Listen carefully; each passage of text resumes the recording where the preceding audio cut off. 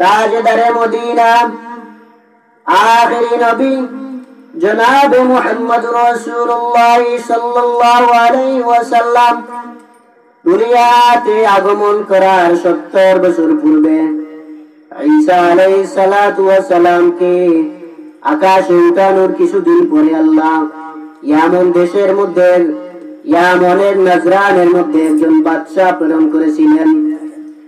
যেই বাদশা ঘোষণা করে দিল, আমার দেশে কেউ দ্বীনের দাওয়াত দিতে পারবে না, আমার দেশে কেউ তাওহীদের বাণী পৌঁছাইতে পারবে না, আমার দেশে কেউ রিসালাতের দাওয়াত দিতে পারবে না।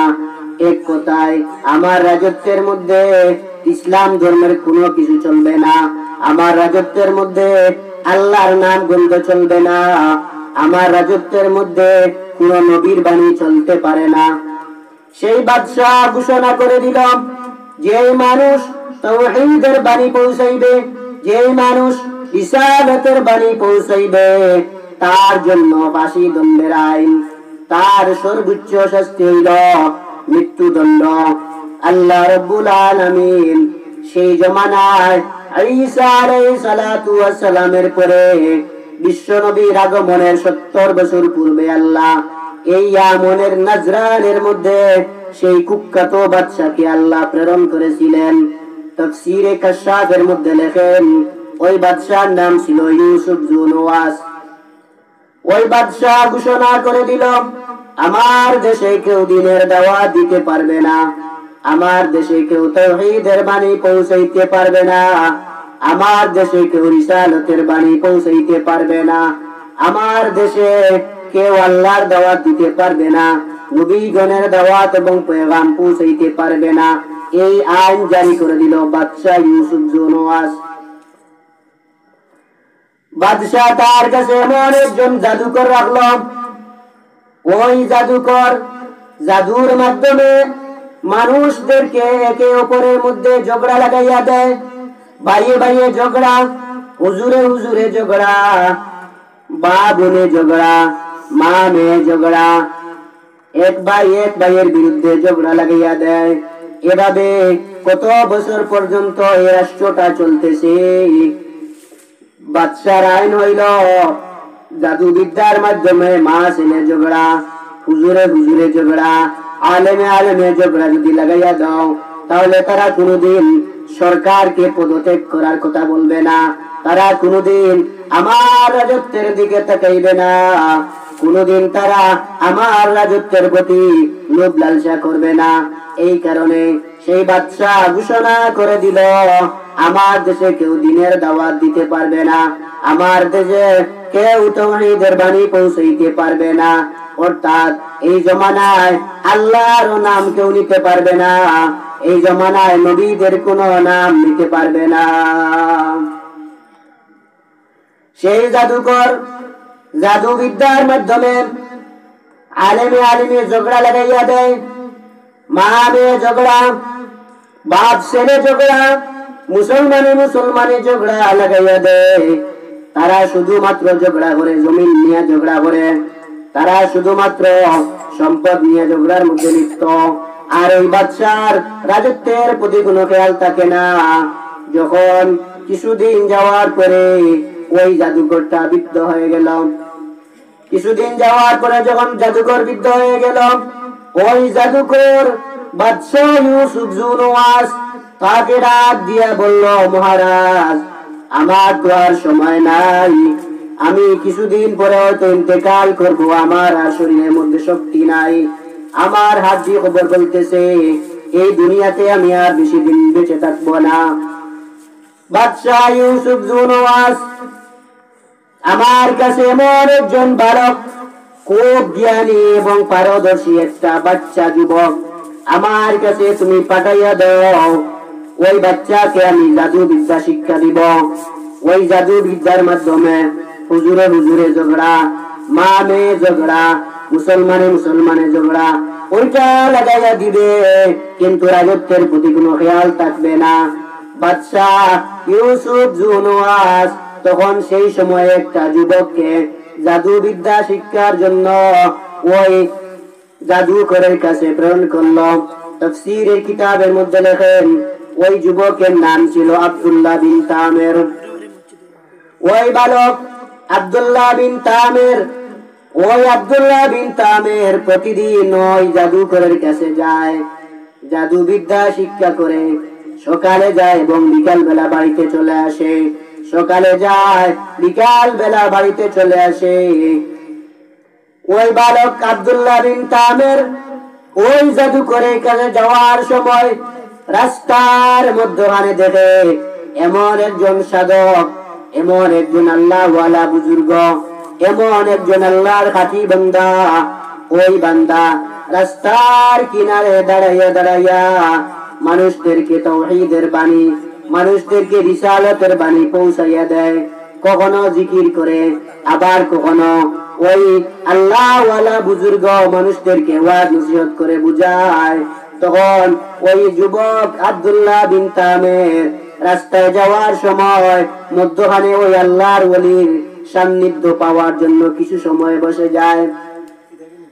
এদিকে যখন ওই যুবক বালক আব্দুল্লাহ বিন তামির প্রতিদিন সে যখন যায় ওই জাদুকরের কাছে যায়, সকাল বেলা যায়, বিকাল বেলা বাড়িতে ফিরে, রাস্তার মধ্যখানে ওই আল্লাহওয়ালা বুজুর্গ যখন তাসবিহ পড়ে জিকির করে, ওই আল্লাহওয়ালা বুজুর্গ যখন তাসবিহ পড়ে মানুষদেরকে নসিহত করে দিনের দাওয়াত দেয়, আল্লাহওয়ালা বুজুর্গ দিনের দাওয়াত দেয়, এই কথা ভেবে ওই বালক আব্দুল্লাহ বিন তামির ওই আল্লাহওয়ালা বুজুর্গের মাহফিলে বসে যায়।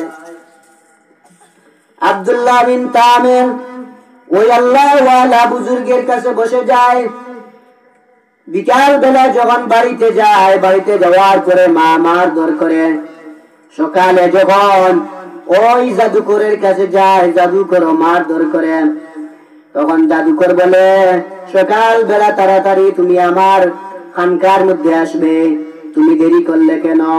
বাড়িতে যাওয়ার পরে মা যখন বলে তুমি তাড়াতাড়ি বাড়িতে ফিরবা, দেরি করো কেন?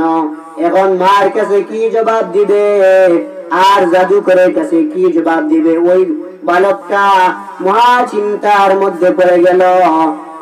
ওই বালক আব্দুল্লাহ বিন তামির একদিন ওই সাধক আল্লাহওয়ালা বুজুর্গ, ওই বুজুর্গের কাছে ওই কথাগুলো শেয়ার করলো। আল্লাহওয়ালা বুজুর্গ, আল্লাহর ওলি সাধক বাবা, আমার কথাটা শুনে রাখো। ওই আমাদের নাজরানের বাদশা ইউসুফ জুনওয়াস আমাকে নিযুক্ত করেছে জাদু বিদ্যা শিখার জন্য। এমন একজন জাদুকরের কাছে আমি প্রতিদিন যাই। রাস্তায় যাওয়ার সময় আপনার পাশে আমি বসে যাই, আপনার কথাগুলো ভালো লাগে, আপনার ওয়াজ নসিহত আমার ভালো লাগে, আপনার জিকির আজকার আমার খুব পছন্দ হয়। এই কারণে আপনার মাহফিলেও বসে যাই, আবার জাদুকরের কাছেও যাই। বাড়িতে দেরি হওয়ার পরে গেলে আম্মা আমাকে মারধর করে, আবার এইদিকে জাদুকরের কাছে দেরিতে গেলে জাদুকরও আমাকে মারধর করে। আল্লাহওয়ালা বুজুর্গ আমাকে একটা পদ্ধতি শিখাইয়া দেন, আমি কি করব? ওই আল্লাহওয়ালা বুজুর্গ ওই বাচ্চাকে একটা সান্ত্বনা দিয়া বললেন, বাচ্চা তুমি মার কাছে গিয়া বলবা, আম্মা জান জাদুকরের কাছে গিয়েছিলাম, সে দেরিতে আমাকে ছুটি দিয়েছে। আবার জাদুকরের কাছে গিয়ে বলবা, জাদুকর মহারাজ আবার আম্মা বাড়ি থেকে আসার সময় আমাকে দেরিতে বাড়ি থেকে বিদায় করে দিয়েছে। এইভাবে দীর্ঘদিন পর্যন্ত চলতে থাকে। আব্দুল্লাহ বিন তামির বালক যুবকটা আল্লাহওয়ালা বুজুর্গের সান্নিধ্য থেকে সে আল্লাহর দ্বীনের প্রতি ধাবিত হয়ে গেল।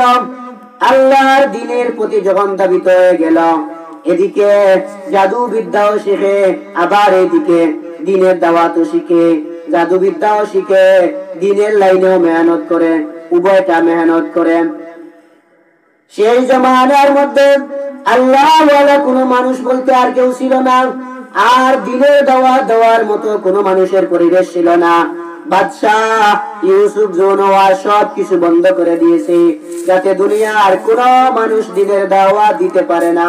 রাসূলের বাণী পৌঁছাইতে পারে না, সেই কৌশল এবং পন্থা অবলম্বন করে বাদশাহ দীর্ঘদিন পর্যন্ত তার রাজত্ব চালাইল। অবশেষে ওই আব্দুল্লাহ বিন তামের ওই যুবকটা যখন একদিন গেল বাড়ির মধ্যে জাদুকরের কাছে যাওয়ার জন্য, সকাল বেলা রওনা দিল। সকাল বেলা রওনা দেওয়ার পরে রাস্তার মধ্যখানে গিয়া দেখে একটা জন্তু জানোয়ার, চতুষ্পট এমন একটা ভয়ঙ্কর জানোয়ার রাস্তার মধ্যখানে দাঁড়াইয়া আছে। মানুষ ওই রাস্তা থেকে অন্য রাস্তা পার হইতে পারে না। আব্দুল্লাহ বিন তামের ওই বালক যুবকটা মহা মুসিবতের মধ্যে পড়ে গেল। এত হাজার হাজার মানুষ এক রাস্তা থেকে অন্য রাস্তা পার হতে পারে না, তাহলে আমি কি করে পার হইব? আব্দুল্লাহ বিন তামের হাত উঠাইয়া যখন আল্লাহর কাছে দোয়া করলো, আল্লাহ ওই সাধকের ধর্ম যদি সত্য হয়ে থাকে, ওই আল্লাহওয়ালা বুজুর্গের দাওয়া যদি সত্য হয়ে থাকে, ওই আল্লাহওয়ালা বুজুর্গের ওয়াজ যদি সত্য হয়ে থাকে, তাহলে আল্লাহ তুমি আমাকে সাহায্য সহায়তা করো।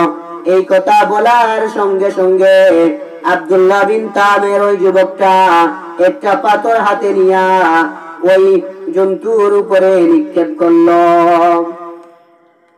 আব্দুল্লাহ বিন তামের যখন ওই জন্তুর উপরে পাথরটা নিক্ষেপ করলো, পাথর নিক্ষেপ করার সঙ্গে সঙ্গে ওই জন্তুটা মরে গেল। গোটা এই এমন দেশের মানুষ অবাক হয়ে গেল। একটা বালক একটি পাথর দিয়ে আঘাত করার সঙ্গে সঙ্গে ভয়ঙ্কর জন্তুটা মারা গেল। তাহলে বোঝা যায় ওই বাচ্চার মধ্যে কিছু স্পেশাল পাওয়ার আছে। এখন সবাই ওই আব্দুল্লাহ বিন তামেরকে মহব্বত করা শুরু করছে। এখন আব্দুল্লাহ বিন তামেরকে সবাই মহব্বত করা শুরু করছে। কেউ বাড়িতে যায়, বাড়িতে যাওয়ার পরে তার কাছ থেকে দোয়া নেয়। কেউ তার কাছ থেকে কুষ্ঠরোগী নিয়ে যায়, কুষ্ঠরোগীর মাথায় হাত বুলাইয়া দিলে আব্দুল্লাহ বিন তামের, যেই বাচ্চা জাদু বিদ্যাও শিখে দিনের লাইনেও মেহনত করেছিল, দিনের লাইনে মেহনত করার খাতিরে আল্লাহ তার অন্তরের মধ্যে দিনের নূর আল্লাহ ডালিয়া দিলেন। এই কারণে ওই জমানার যত মানুষ ছিল সকল মানুষ তার কাছ থেকে দোয়া নেয়। কুষ্ঠরোগীকে তার বাড়িতে নিয়ে যায়, কুষ্ঠরোগীর মাথায় হাত বুলাইয়া দিলে রোগ সঙ্গে সঙ্গে সরে যায়। আবার অন্ধ মানুষের চোখে হাত বুলাইয়া দেওয়ার সঙ্গে সঙ্গে জন্মান্ধ ব্যক্তি ভালো হয়ে যায়। এই গোটা খবর যখন এমন দেশে পড়ল, এমন দেশের মধ্যে ছড়িয়ে পড়ল, তখন এমনের মানুষ অবাক হয়ে গেল। এমন দেশের মানুষ এখন সবাই অবাক হয়ে গেছে।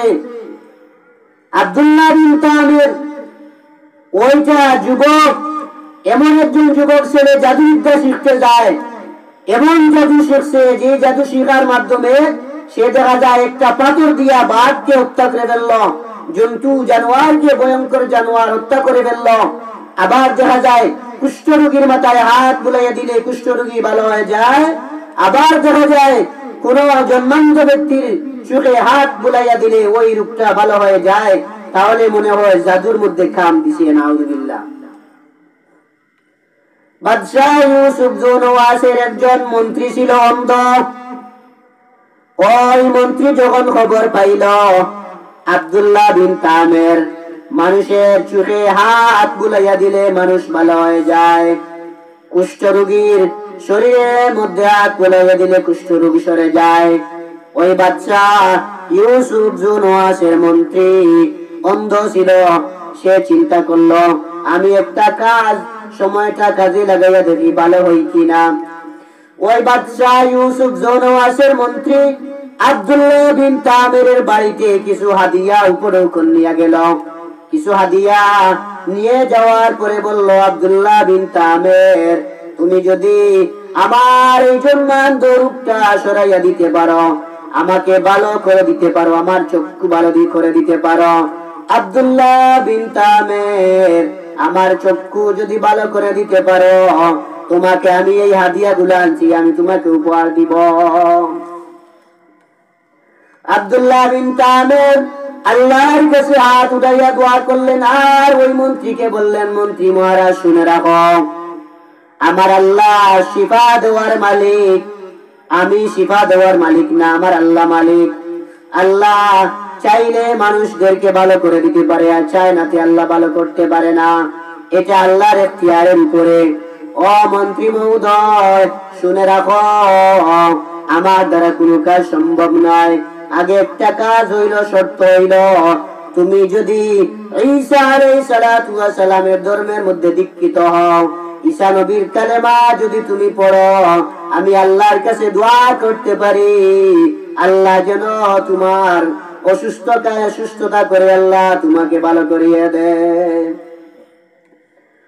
ওই আব্দুল্লাহ বিন তামিরের কথা শুনিয়া ওই মন্ত্রী মহোদয় ঈসা আলাইহিস সালাতু ওয়াস সালামের কালেমা পড়ল, লা ইলাহা ইল্লাল্লাহু ঈসা রূহুল্লাহ। যখন ঈমানের পাওয়ার অ্যাকশন তার ভিতরে চলে আসলো, আব্দুল্লাহ বিন তামির হাত উঠাইয়া যখন আল্লাহর কাছে দোয়া করলো, আল্লাহ আপনার এই বান্দা এতদিন যাবৎ শিরিক করেছে, মাজার পূজা করেছে, এতদিন যাবৎ তোমার নাম নেয় না, আল্লাহ ওই মানুষটা যখন তোমার নাম নিয়েছে, আল্লাহ তোমার আখেরি নবী, তোমার এই একজন নবী ঈসা আলাইহিস সালামের ধর্ম যদি সত্য হয়ে থাকে, তোমার এই আল্লাহ ওয়ালা বুজুর্গ এই দরবেশের কথা যদি সত্য হয়ে থাকে, আল্লাহ তুমি এই বাদশাহ ইউসুফ জোনওয়াসের মন্ত্রীর অন্ধ চোখকে তুমি নিরাময় করিয়া দাও। এই কথা হাত উঠাইয়া দোয়া করার সঙ্গে সঙ্গে আব্দুল্লাহ বিন তামির তাকাইয়া দেখে বাদশাহ ইউসুফ জোনওয়াসের মন্ত্রী ভালো হয়ে গেছে। বাদশাহ ইউসুফ জোনওয়াসের মন্ত্রী ভালো হয়ে গেল। এখন আবার রাজভবনে ফিরে গেল। রাজভবনে ফিরে যাওয়ার পরে যখন বাদশাহ ইউসুফ জোনওয়াস যখন দেখল আমার মন্ত্রীর চক্ষু ছিল অন্ধ, এখন সে পরিপূর্ণ ভালো হয়ে গেল, বাদশাহ মহারাজ জিজ্ঞাসা করলো, মন্ত্রী মহোদয় আপনার অন্ধ চক্ষুটা কেমনে ভালো হইল, আমার কাছে একটু বলেন না কেন? এখন মন্ত্রী মহোদয় বলল, মহারাজ আমার আল্লাহ আমাকে শিফা দান করেছে, আমার রোগ নিরাময় করেছে। এখন ইউসুফ জোনওয়াস বলল, তাহলে আমি তোমার খুদা, নাউযুবিল্লাহ আমি তোমার খুদা, আমি তোমাকে ভালো করে দিলাম। বাদশাহ ইউসুফ জোনওয়াসের মন্ত্রী বলল, মহারাজ না না না না, এটা কখনো হতে পারে না, আপনি আমার মালিক না, আমার মালিক আপনার মালিক, গোটা দুনিয়ার মালিক হইল আল্লাহ তাআলা। ওই আল্লাহ তাআলা আমার রোগটা নিরাময় করে দিয়েছে। এমন বাদশাহ ইউসুফ জোনওয়াস রাগান্বিত হয়ে গেল, সাহস তো কম না, আমার দরবারে থাকিস, আমার মন্ত্রী আবার তুই আল্লাহ বলে স্বীকার করিস, তুই জানিস না এই দেশের মধ্যে আল্লাহর কোনো দাওয়াত চলবে না, এই দেশের মধ্যে কোনো তাওহীদের বাণী চলবে না, রিসালাতের দাওয়াত চলতে পারে না, তুই জানিস না? বাদশাহ ইউসুফ জোনওয়াস মন্ত্রীর প্রতি খেপে গেল। মন্ত্রীকে বলল, তুমি আমাকে শোনাও, তোমাকে কে এরকম কাজ করেছে? তোমাকে কে আল্লাহর দ্বীনের প্রতি তোমাকে দাবিত করছে? তোমার চক্ষুটা কে ভালো করে দিল? তুমি আমাকে দেখাও মানুষটাকে। মন্ত্রী মহোদয় চাকরি ছুটার বয়ে তখন সে বলল, আব্দুল্লাহ বিন তামির, যে যুবকটাকে আপনি পাঠিয়েছিলেন জাদু বিদ্যা শিখার জন্য, যে জাদু বিদ্যা শিখে বাইয়ে বাইয়ে মারামারি, হুজুরে হুজুরে মারামারি, মা মেয়ে ঝগড়া, বাবা ছেলে ঝগড়া লাগাইয়া দিবে, এমন জাদুকর জাদু শিক্ষার জন্য ওই আব্দুল্লাহ বিন তামির আমাকে ওই ঈসা নবীর ধর্মের প্রতি আমাকে মনোনীত করলো, ঈসা নবীর ধর্মের প্রতি আমাকে দাওয়াত দিল, আমি দাওয়াত কবুল করলাম। আব্দুল্লাহ বিন তামির দোয়া করলো, আমার অন্ধ চক্ষুটা ভালো হয়ে গেছে মহারাজ, আমি কিছুই জানি না। এখন বাদশাহ ইউসুফ জোনওয়াস কেঁপে গেল আব্দুল্লাহ বিন তামিরের প্রতি। আমি তাকে প্রতিদিন পাঠাই জাদুকরের কাছে জাদুবিদ্যা শিখার জন্য। সে বুঝি কালেমার দাওয়াত দেয়, তাওহীদের বাণী পৌঁছায়, তাহলে আমি তাকে কখনো ছাড় দিব না, মানতে পারবো না। আব্দুল্লাহ বিন তামেরকে যখন বাদশা ইউসুফ জুনওয়াজ খবর করলো, তালাশি করলো, আব্দুল্লাহ বিন তামেরকে প্রশ্ন করলো, আব্দুল্লাহ বিন তামের, তুমি বলো ওই আমার মন্ত্রীর চক্ষু কেমনে ভালো হইল? আব্দুল্লাহ বিন তামের বলে, এটা তো মহান আল্লাহ ভালো করে দিয়েছে, আল্লাহ রূপ নিরাময় করে দিয়েছে। মহারাজ, বাদশাহ ইউসুফ জুনওয়াজ এটা মানতে পারে না, আল্লাহ নাম শুনতে পারে না। নাউযুবিল্লাহ, বাদশাহ ইউসুফ জুনওয়াজ আল্লাহ নামটা শুনতে পারে না। এবং বাদশাহ ইউসুফ জুনওয়াজ ঘোষণা দিয়েছে, আব্দুল্লাহ বিন তামের দ্বীনের দাওয়াত দেয়, তাওহীদের দাওয়াত দেয়, রিসালাতের দাওয়াত দেয়, তাকে বড় অপরাধী হিসাবে সাব্যস্ত করে শাস্তি দেওয়া হোক। তার মন্ত্রী মহোদয় যারা ছিল, বিচারপতি, আদালতের বিচারক, তাদেরকে বলল, তোমরা আব্দুল্লাহ বিন তামের ওই যুবককে তোমরা পাহাড়ের টিলার উপর থেকে তোমরা ঠেলে দিয়া মাটিতে ফেলে দিবে, সেখানে সে মারা যাবে। যাও, একটা পাহাড়ের উপরে নিয়ে যাও। আব্দুল্লাহ বিন তামেরকে যখন পাহাড়ের উপরে নিয়ে যাওয়া হলো, পাহাড়ের উপর থেকে যখন ঠেলে দিয়া আব্দুল্লাহ বিন তামেরকে মাটিতে ফেলে দেওয়া হলো, আব্দুল্লাহ বিন তামের আল্লাহর কাছে দোয়া করলো, আল্লাহ, ওই বাদশাহ বেওকুফ নজরানের বাদশাহ ইউসুফ জুনওয়াজ আল্লাহ তোমাকে মানে না, রাসূলের রিসালাত মানে না। আয় আল্লাহ, ওই আল্লাহ ওয়ালা যে বুজুর্গ ছিল, ওই যে আপনার পরেজগার বান্দা ছিল, ওই বান্দার দিনটা, ওই ধর্মটা যদি সত্য হয়ে থাকে, আল্লাহ তুমি আমাকে হেফাজত করো। এই দোয়া করার সঙ্গে সঙ্গে পাহাড়ের উপরে বড় আকারে পাহাড় কম্পন শুরু হয়ে গেল। পাহাড়ের কম্পন শুরু হয়ে গেছে, পাহাড় কাঁপতে কাঁপতে এক পর্যায়ে বাদশাহ ইউসুফ জুনওয়াজের মন্ত্রীগুলো মাটিতে পড়ে মারা গেছে। আব্দুল্লাহ বিন তামের আবার যখন বাদশাহ ইউসুফ জুনওয়াজের কাছে আসলো, ইউসুফ জুনওয়াজ থেকে অবাক হয়ে গেল, তোমাকে আমি আমার মন্ত্রী মিনিস্টার আদালত কাজীদেরকে দিলাম পাহাড়ের উপর থেকে ঠেলে দিয়া মারার জন্য, তুমি দেখি এখনো জীবিত আছো। আব্দুল্লাহ বিন তামের বলে, আমার আল্লাহ আমাকে বাঁচিয়েছেন। সুবহানাল্লাহ, আমার আল্লাহ আমাকে বাঁচিয়েছেন। আরো এক প্রকার মানুষদেরকে নিযুক্ত করলো, যাও ওই আব্দুল্লাহ বিন তামেরকে তোমরা নদীর ভিতরে ফেলে দিবা, পানির মধ্যে ফেলে দিয়া সেখানে তাকে পানিতে চুবাইয়া মারবা।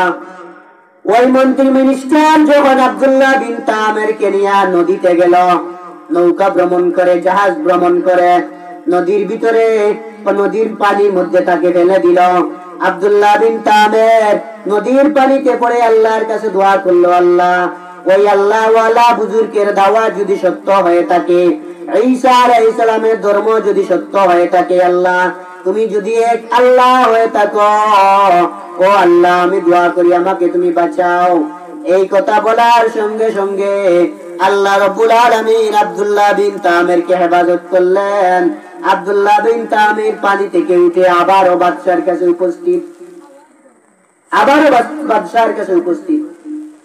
বাদশার কাছে যখন আবার উপস্থিত হয়ে গেল, তখন বাদশাহ মহারাজ কেঁপে গেল। তখন আব্দুল্লাহ বিন তামের বলল, হে মহারাজ বাদশাহ ইউসুফ জুনওয়াজ, তুমি আমাকে মারতে পারবে না, আর তুমি যদি আমাকে এই কথা বলে মারতে পারো, বিসমিল্লাহি রাব্বি হাযাল গুলাম, ও বাদশাহ ইউসুফ জুনওয়াজ এই কথা যদি বলো, বিসমিল্লাহি রাব্বি হাযাল গুলাম, এই কথা বলে যদি তুমি আমাকে মারতে পারো, আর আমার কাছ থেকে তুমি একটা তীর নিয়ে যাও।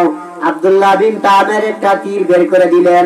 ওই তীরটা ওই কথা বলে যখন তুমি আমার উপরে নিক্ষেপ করবে, আমি মারা যাইব।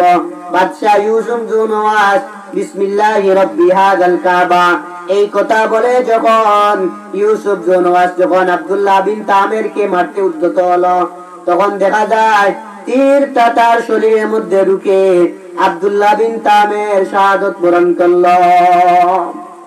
শহীদ হয়ে গেল আব্দুল্লাহ বিন তামের, শাহাদাত বরণ করলো আব্দুল্লাহ বিন তামের। এখন এই কথা দেখার পরে গোটা এমন দেশের মানুষ আরো ইসলাম দক্ষের প্রতি আরো তাদের মন বেড়ে গেল, আরো উৎসাহ উদ্দীপনা বেড়ে গেল। তাহলে তো বোঝা যায় আল্লাহর ধর্ম সত্য, ঈসা আলাইহিস ইসলামের ধর্ম সত্য। হাজার হাজার লক্ষ লক্ষ মানুষ এই অবস্থা দেখিয়া মুসলমান হয়ে গেছে। সুবহানাল্লাহ। এবং বাচ্চা ইউসুফ জনওয়াজ তখন দেখলো, বাবারে বাবা, এই ছেলে যুবকের মধ্যে এত কারামতি এই একজন যুবক ছেলের মধ্যে, তারা গোটা দুনিয়ার মানুষ তার ইসলামের প্রতি আকর্ষিত হয়ে গেল, ইসলামের প্রতি দাবিত হয়ে গেল। তাহলে এইভাবে দিনের দাওয়াত চলবে না। একটি কাজ করতে হবে, খাল খনন করতে হবে, তাদেরকে মাটিতে পুঁতে মারতে হবে। বাদশাহ ইউসুফ জুলওয়াস আরেকটি পন্থা বাইর করলো। এই পন্থাটা হইল রাস্তার মুড়ে মুড়ে খাল খনন করে, বড় বড় পরিরা খনন করে, খন্দক খনন করে, খাল খনন করে।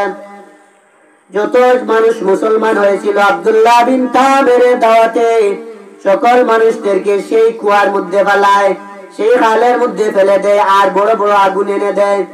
সকল মুসলমান আল্লাহ তাআলার উপরে বিশ্বাস স্থাপন করে ঈসা আলাইহিস সালামের কালিমা পড়ে সকল মুসলমানরা ঝাঁপিয়ে পড়ে খালের ভিতরে, আগুনের মধ্যে। ওই খালের ভিতরে যখন সকল মানুষ ঝাঁপিয়ে পড়ে, তাদের ইমানের উদ্দেশ্যনা বাড়িয়ে যায়। বাদশাহ মহারাজ সকল মানুষদেরকে ধ্বংস করার জন্য খাল খনন করলো। হঠাৎ একজন মহিলা দুধের শিশুকে সামনে নিয়া, মা যখন ওই খালের মধ্যে পড়বে, মনে মধ্যে ভাবনা হইল, আল্লাহ, আমি তো এই খালের মধ্যে পড়বো, আমার দুধের শিশু, বাস্তবে কি আমি এই খালের মধ্যে যদি পড়ি, আগুনের মধ্যে যদি পড়ি, জান্নাতে যাব কিনা, আমার মনে সন্দেহ আছে। এই কথাটা যখন মহিলা মন থেকে বের করলো, তার কুলের শিশু যখন এই কথাটা বুঝতে পারলো, মা এখনো ওই খালের আগুনের মধ্যে এখনো পড়ে নাই, এই কূপের মধ্যে যখন অগ্নিকুণ্ডের মধ্যে আমার মা পড়লো না, আমার মা সকল মুসলমান অগ্নিকুণ্ডের মধ্যে পড়ে গেল, শাহাদাত বরণ করলো। আমার মা ওই অগ্নিকুণ্ডের ভিতরে যখন এখনো পড়লো না, তখন ওই বাচ্চা মাকে ডাক দিয়া বললো, আম্মা জান, না না না না, ভয় পাইও না, এটা সত্য ধর্ম, তুমি আগুনে ঝাঁপ দাও, আগুনে পড়তে দেরি হইবে, জান্নাতি ফুল বাগিচায় তোমার চতুর্দিকে ঘেরাও করতে দেরি হবে না। মার কথা, বাচ্চার কথা শুনে যখন এই মা যখন এই আগুনের মধ্যে পড়লো, তখন দেখা যায় ওই মা ও শাহাদাত